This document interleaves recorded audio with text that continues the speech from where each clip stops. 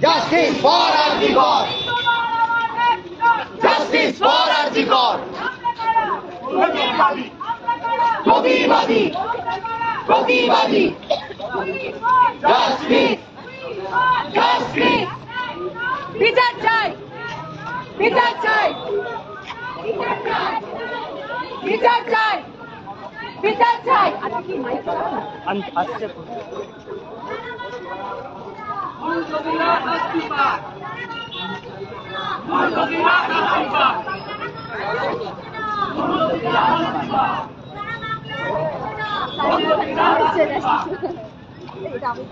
We want justice. We demand justice.